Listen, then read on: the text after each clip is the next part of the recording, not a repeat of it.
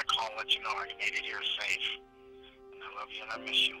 A message from her husband, James, brings Debbie Correo back to happier times. We just had a great day. We talked about redoing our vows. People told us that we were very giddy that day. That giddiness of March 14th, 2009 came to an end here on the corner of Titanium and Tropicana. Debbie and her husband were on motorcycles heading east down Tropicana. A pickup truck was heading west when it abruptly turned right in front of them onto Titanium. And I watched him and my husband. And all I could do was scream. You can still see the green paint where the motorcycle ended up, right next to this makeshift memorial. After the initial impact, James kept going about another 20 feet to right where that circle is, and the pickup truck driver kept going too. He took off. He hit him and ran, and a lady told me, she looked at me and said, "I will go get him." And she chased him down. Witnesses say he made a quick left, lost control of his pickup truck, and ended up crashing right here into this fence.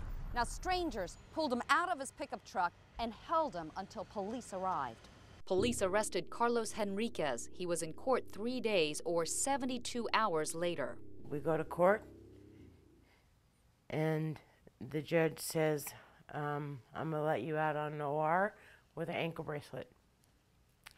And we screamed and ran out of the courtroom. Judge Tony Abatangelo would not talk to us about his ruling, but Chief Judge Ann Zimmerman told me the judge's hands were tied by the law's 72-hour deadline. And if the state of Nevada, the district attorney's office, does not have a complaint filed by that first court appearance, then we have to release him. So why no formal complaint? Deputy District Attorney Christopher Lawley says it came down to legal ethics. Would you or anyone want us to file those charges without reviewing the most important piece of evidence in the case?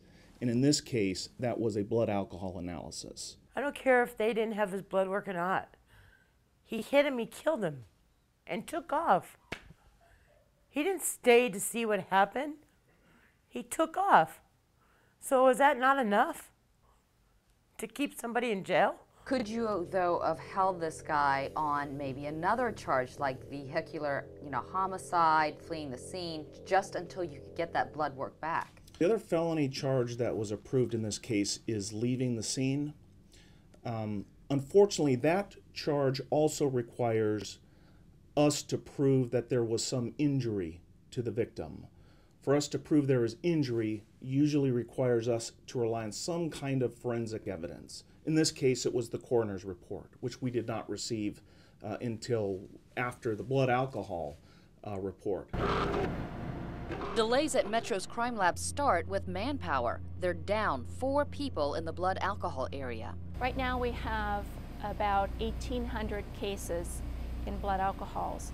However, let me state that that's only a 3-month period. They give felony cases priority treatment, and those are usually done within 2 weeks. How often does that happen, that a formal complaint isn't filed within that 72-hour period? More often than not. Rarely is a complaint filed at 72 hours. According to the judges, the DA's office does not have a good record of filing charges in a timely manner. Okay, well, I would disagree with that. It took 5 more days to get blood alcohol results for Carlos Henriquez. The DA's office filed the formal complaint, and soon the bailiff called Henriquez's name. I kept looking around going, where is he, where is he, where is he? Henriquez never showed. Now there's a bench warrant out for him, and he's not alone. Of the 9,663 DUI charges filed between January last year and the end of May this year, 280 defendants skipped court. Police are still looking for them. How hopeful are you that this guy will ever be caught again? Do you think he left the country? I'm not going to speculate as to when he will be picked up, but when he is, we'll have a very prosecutable case against him. And what would you like to see happen in terms of the laws? The laws need to be changed for DUIs. They need to stay in jail. They don't need to get out. There's no reason why they should get out.